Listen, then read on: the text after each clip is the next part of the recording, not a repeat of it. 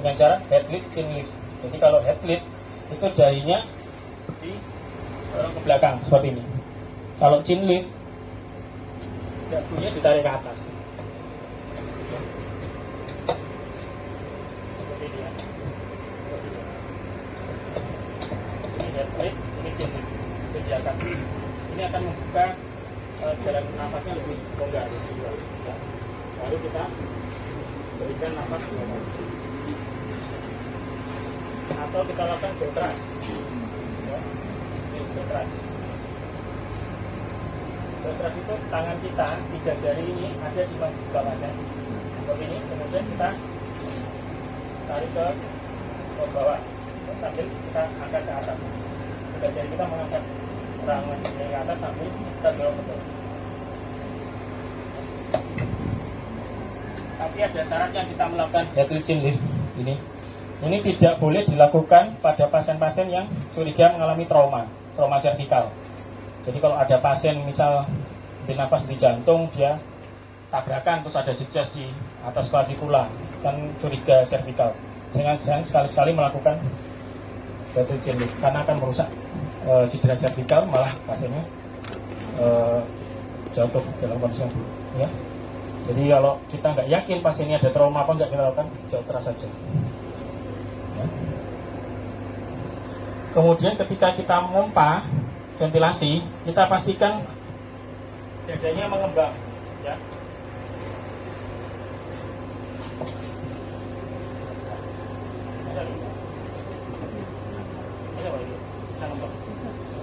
Nah ini ya, kita pastikan dadanya mengembang. Kalau kita lakukan ventilasi seperti ini, enggak. Dadanya enggak mengembang. Karena apa? Karena tertutup ini, apa namanya? Taringnya tertutup ke bawah. Jadi harus kita lakukan ventilasi. Oke ya, kalau kita ini enggak masuk ya. Jadi ketika melakukan ventilasi, kita pastikan dadanya itu mengembang sempurna. Kalau nggak ngembang berarti salah ventilasinya itu.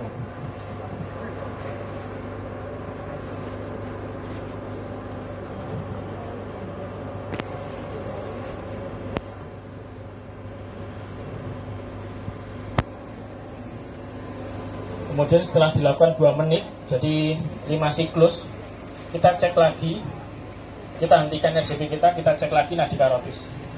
Ya. Jadi setelah 2 menit kita cek nadi karotisnya, ada nadi atau enggak. Ya. Kalau nadinya enggak teraba, kita lakukan RCP lagi. Ya. RCP lagi. Kalau ada nadi, kita hanya berikan bantuan nafas saja tanpa melakukan pijat jantung. Kemudian kita evaluasi 2 menit.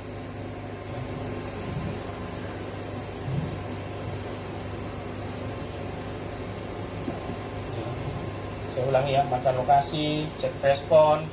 Kemudian kita pastikan ada nadi atau enggak dalam 10 detik. Kalau dia tidak bernafas, tidak ada jenuh, yang kita lakukan adalah RCP, 30 kompresi, 2 nafas. Jika ada AED, ini AED ini namanya Automatic Electric Defibrillator. Ini biasanya ada di bandara, di fasilitas umum, di terminal, di stasiun ini ada. Ini sama kayak defibrillator yang besar itu, ya yang di sistemnya. Cuma ini dia lebih simple, jadi hanya memasang pedal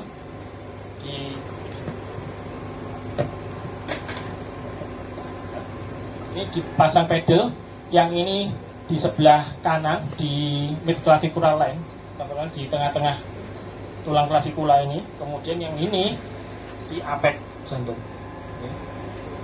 Jadi sambil kita lakukan RCP sambil masang ini, ya. Kemudian setelah 2 menit kita lakukan siklus, kita cek nadi karotis sama cek irama. Dan alat ini hebatnya, dia itu bisa mendeteksi irama sendiri. Ya, kalau kita menggunakan defibrillator yang besar, kita harus membaca iramanya. Ini termasuk henti nafas dengan irama apa? Ventricular tachycardia, ventricular vibrasi, atau PEA atau asistole. Ya. Jadi kalau pasien henti jantung, ada 4 irama yang selalu ada atau yang selalu keluar ya.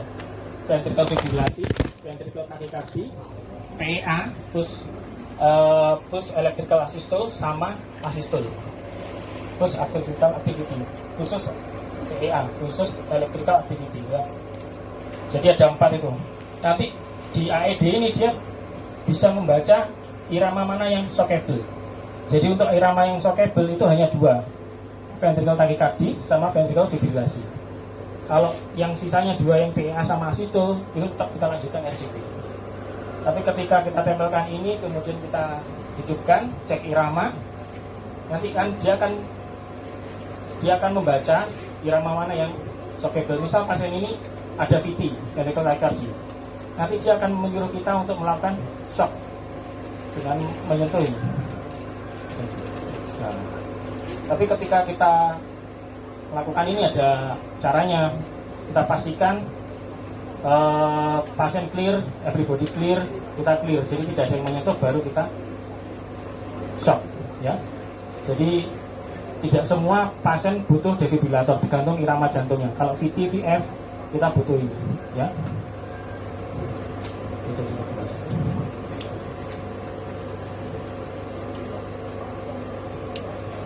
Tapi kalau iramanya asistol PEA, jadi PEA itu ada gambaran irama, tapi dia nggak ada nadinya, itu namanya PEA. Ya. Biasanya habis kita masukkan epinefrin itu dia nggak ada nadi tapi ada gelombang, itu namanya PEA. Nah, ya. Satunya di mid clavicular line kanan, satunya di apex. Ya.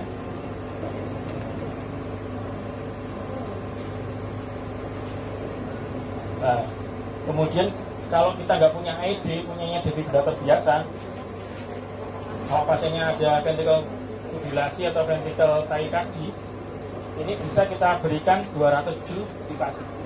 Kalau alatnya kita monofasik 360 joule, kalau bifasik 200 joule. Ya. Ini VF ini gambarannya ya, karena ventricle pasti masalahnya di PRS kompleks. Jadi PRS kompleksnya itu melebar, nggak ada gelombang P, terus irregular. Beda sama VT. Kalau VT dia PRS kompleksnya melebar tapi dia reguler. Ya, kalau jeruji ini VT dia. Ya ini butuh kita lakukan di shock. Kalau pasiennya ada nadi, kita lakukan synchronize. Jadi ada pilihan kalau di defibrilator itu ada synchronize, unsynchronize itu. Kalau ada nadi kita synchronize, kalau nggak ada nadi unsynchronize. Nah ini setelah kita lakukan RJP, kemudian kita lakukan defibrilator, kemudian pasiennya ada nadi, yang kita lakukan adalah posisi mantap seperti ini. Ya. Ini tangannya diadakan ke atas, kemudian lengan sebelah kirinya ditekuk, kemudian pasien dimiringkan. Ya. Fungsinya apa? Fungsinya untuk mencegah aspirasi. Ya. Komplikasi BHD. Jadi kalau kita melakukan RJP, komplikasi apa yang sering aspirasi regurgitasi. Karena sering kalau kita ketemu pasien di IGD, kemudian di jantung, kita RCP, sebagian pasien dia muntah karena kemudian dia lambungnya masih penuh. Ya. Kalau kurang dari 6 jam pos makan, pasti muntah. Ya, kalau kita lakukan RCP. Kemudian faktor koste, ini juga sering. Tapi ini tidak apa-apa, demi menyelamatkan nyawa, tulang faktor mungkin masih bisa ditangani pos pasiennya sadar. Kemudian pneumotorak, jadi ada laserasi di pleuranya, sehingga ada penumpukan udara di rongga pleura. Laserasi hati limpa, kalau sudah terjadi ini, RCP-mu salah posisinya. Ya. Kapan menghentikan RJP? Ya, bila penolong sudah memberikan pertolongan secara optimal. Kalau optimal itu bagaimana? Kita sudah merasa lelah, ya, sudah hampir 20 menit, pasien nggak sadar, ya, nggak kembali. Ya kita hentikan. Ya. Kemudian penolong sudah memberikan apa? Kita terpapar bahan beracun atau mengalami overdosis obat. Jadi kalau ada riwayat pengguna segala macam, ya, narkoba, ini pertimbangan beracun. Kemudian kejadian jantung sudah disaksikan penolong. Jadi kalau pasien sudah jantung, jatuh di suatu tempat yang kita tidak tahu, rupanya dia sudah hampir 20 menit lebih. Ya, terus kita tolong. Kok tidak balik ya, mungkin pasiennya sudah mengalami kematian yang irreversible, dia sudah mati. Kemudian asistol yang menetap terekam 10 menit atau lebih. Jadi ketika kita tahu pasien itu kita lakukan RJP tidak kembali, kita tunggu 10 menit ya untuk melihat apakah pasien ini benar-benar meninggal atau enggak. Jangan sampai kita nyatakan meninggal, rupanya pasiennya hidup lagi. Ya. ada beberapa kejadian seperti itu. Kita sudah kayak keluarga, rupanya ada. Jadi harus direkam menggunakan EKG selama seminggu. Atau pasien-pasien yang sudah mengalami tanda-tanda kematian, lebam mayat, ya, pupilnya midriasis, ya, ini kita hentikan aja sambil KIE keluarga. Atau pasien yang sudah DNR, ya, yang di rumah sakit, pasien yang sudah terminal di KIE DNR, jadi nggak usah kita lakukan RCT, ya, donor resuscit. Ini video. Ini untuk badan dasar di pandemi COVID hampir sama, bedanya ini pasien tutup mulut sama kita tutup menggunakan masker. Kemudian hanya lakukan only CPR, kecepatannya 100-20 kali per menit sama pasang AED. Jadi untuk ventilasi ini pada saat COVID ini tidak dianjurkan, ya, hanya CPR only saja. Nah, bedanya cuma ini, tidak ada ventilasi, jadi pasiennya ditutup oleh masker, hanya kita lakukan only CPR saja, ya. Tidak ada mode to mode. Ya, mungkin itu, mungkin ini ada sedikit video 5 menit atau 10 menit.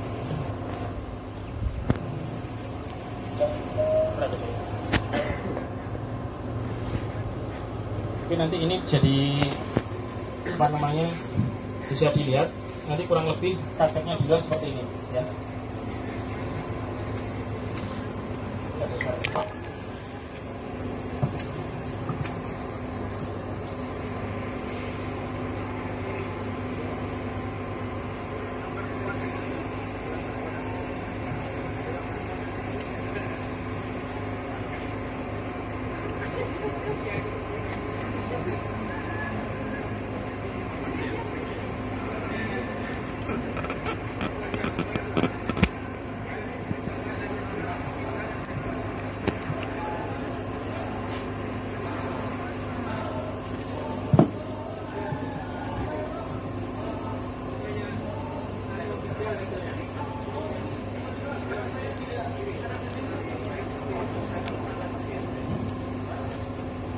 Lokasi, amankan pasien, amankan tolong. Petugas medis bandara. Tolong atau saya panggilkan petugas medis dulu. Baik. 1001, 1002, 1003, 1004, 1005, 1006, 1007, 1008. Jadi yang saya jelaskan ya, untuk cek tadi tidak lebih dari 10 detik. Hitungnya gimana ya? 1001, 1002, 1003 ya. 1009, 1010. Tadi tidak ada, saya lanjutkan CPR.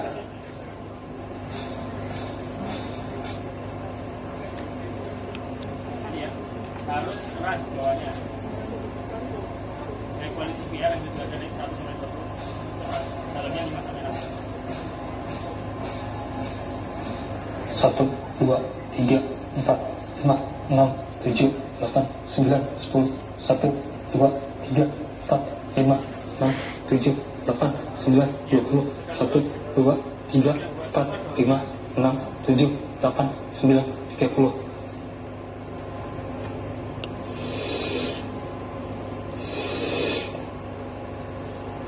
Dok, ini alatnya dok, petugasnya sedang jalan di sini dok.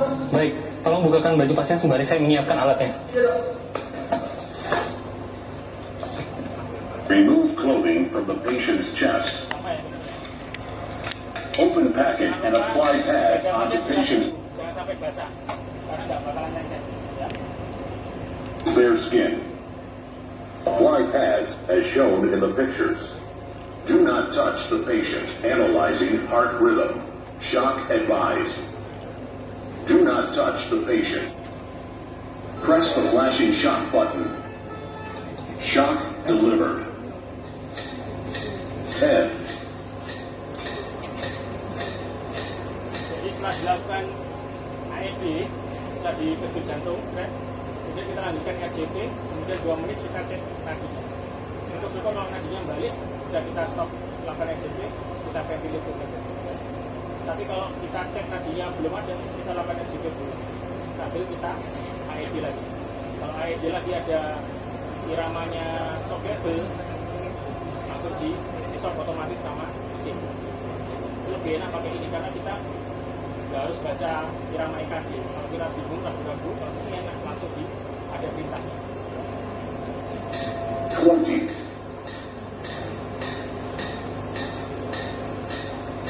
30. Give 2 breaths.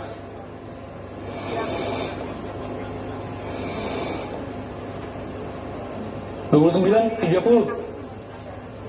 Tampak gerakan spontan.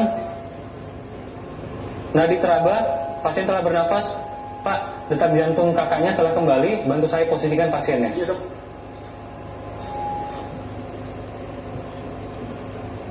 Kalau pasien sudah RWC, kembali normal, kita lakukan posisi mantap. Tambah stabil, menunggu menggerak datang. Kalau di rumah sakit, kita tunggu tim waktu datang dan kita evakuasi ke ICU.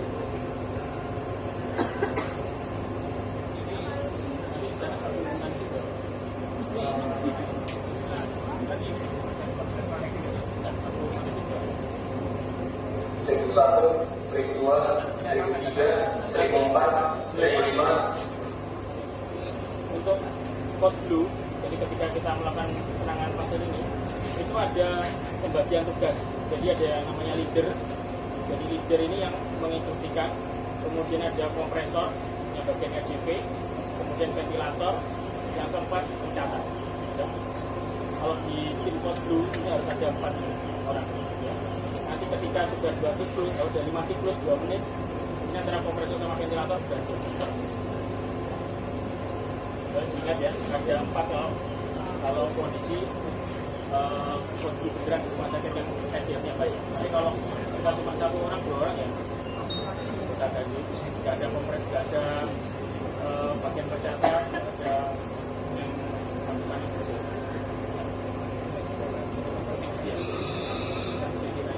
Seribu 1, 1002. Mungkin itu ya, kita lanjutkan ke sesi tanya jawab. Oke, terima kasih Dok. Ini masih ada sisa waktu sebelum kita lanjutkan praktek ke lapangan.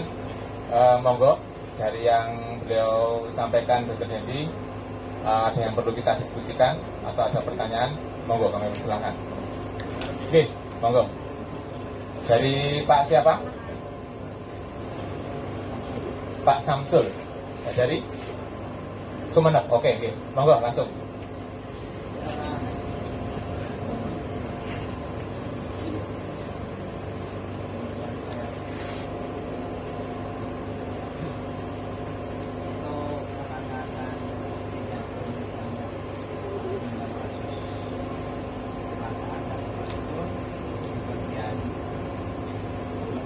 Pula atau servikal?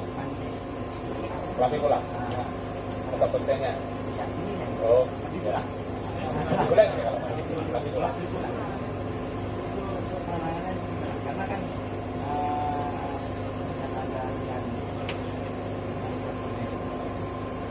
Oke. Saya langsung tidak.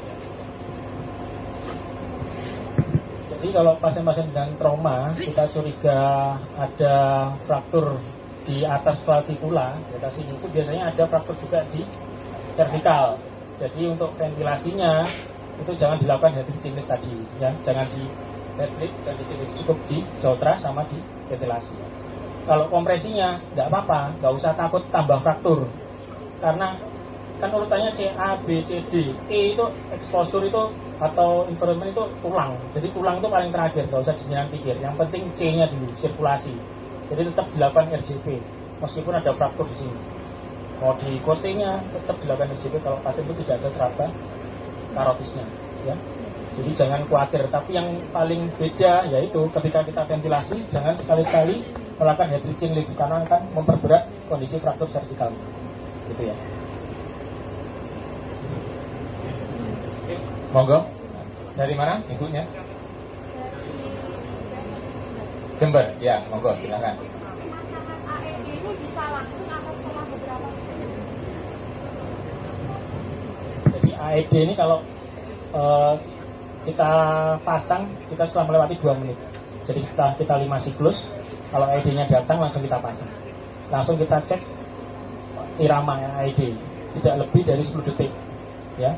Kalau AED-nya masih lama, tetap kita lakukan berulang siklusnya itu 5 siklus ganti orang, 5 siklus ganti orang sampai AED-nya datang. Jadi kalau bisa AED-nya, kan nggak mungkin AED-nya langsung datang, kan pasti lebih dari 2 menit mungkin. Jadi kita nunggu sambil melakukan RJP, AED-nya datang langsung kita pasang gitu ya. Tapi kalau misal AED kita pasang kemudian iramanya non-shockable itu asisto sama PEA, itu setelah 3-5 menit kita lakukan RJP, kita masukkan epinefrin ya. Jangan lupa, saya lupa tadi menjelaskan, kalau sudah kita lakukan RJP 5 siklus kemudian nggak respon, kita 5 siklus lagi sudah 4 menit, jadi bisa kita masukkan epinefrin. Jadi epinefrin itu dimasukkan ketika 3-5 menit dilakukan RJP ya. Epinefrinnya 1 mg ya, 1 mg itu 1/1000, 1 ampul itu. Setelah kita masukkan, jangan lupa di flash. Di flash itu dimasukkan lagi cairan NS atau RL terserah 10 cc. Fungsinya apa? Biar sampai ke sirkulasi jantung. Kalau biasanya yang salah itu kita hanya masukkan epinefrin saja, cuma 1 cc loh, jalannya kan lama ya. Jadi harus di flash. Kalau diencerkan itu efektivitasnya kurang ya, efektivitasnya kurang. Jadi kalau bisa setelah masukkan epinefrin langsung di flash ya. Oke, masih ada sisa waktu sedikit. Ada pertanyaan? Oke, silakan. Izin dokter, untuk posisi mantap itu dokter mungkin ada pertimbangan yang lebih baik. Melihat tadi di video itu digulingkan oleh operatornya. Jadi kan kebanyakan kalau dapat materi seperti ini diarahkan ke operatornya dokter. Atau pertimbangan lain, posisi jantung itu harus di atas. Mohon penjelasannya dokter, mungkin ada pertimbangan lain untuk posisi mantap tuh miring kanan atau miring kiri lebih baik. Miring kanan, miring kiri sama saja ya. Yang penting mencegah pasiennya terjadi aspirasi, karena pasien mulai nafas tapi tidak sadar, takutnya terjadi aspirasi regurgitasi, jadi harus miring. Kalau posisinya jantung ada di tengah, mau dia kanan kiri sama aja ya, nggak pengaruh sebenarnya. Cuma kebanyakan gambar ini posisinya yang miringnya ke sebelah kiri, kirinya di atas ya, tangan yang kanan agak ke belakang, kemudian tangan kiri ke leher, kemudian dimiringkan ya. Gitu. Saya kira nggak ada bedanya terlalu banyak. Masih ada lagi? Cukup ya? Jelas deh. Nanti untuk lebih jelasnya lagi langsung nanti ke praktek langsung ke Menangkin. Mungkin kalau masih ada waktu ya dok, nanti bisa dampingi kalau masih ada waktu. Kebetulan beliau juga masih ada janjian mau ada tindakan pembibisan. Nanti kalau masih ada waktu mungkin bisa mendampingi, kalau tidak mungkin sama dokter Andi mungkin. Oke, demikian tadi penyampaian materi ketiga mengenai bantuan hidup dasar oleh Dr. Dendi, spesialis anestesi, yang mana materi ini sangat penting sekali khususnya bagi kita relawan ya, ketika nanti kita akan diterjunkan ke situasi atau tempat bencana sebagai bekal kita untuk dalam menghadapi korban-korban yang ada di bencana. Mungkin itu dok, terima kasih atas penyampaiannya, mudah-mudahan bisa bermanfaat bagi kita semua. Kemudian apabila ada kurang lebihnya saya mohon maaf. Kita akhiri, assalamualaikum warahmatullahi wabarakatuh.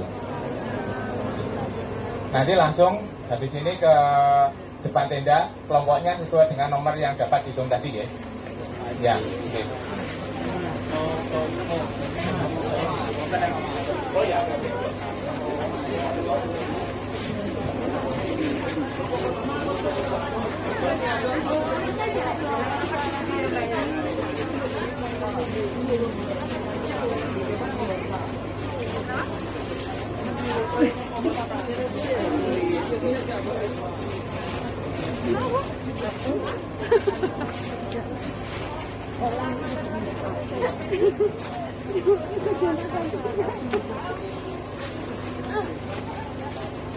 Enggak jadi mengatur ya.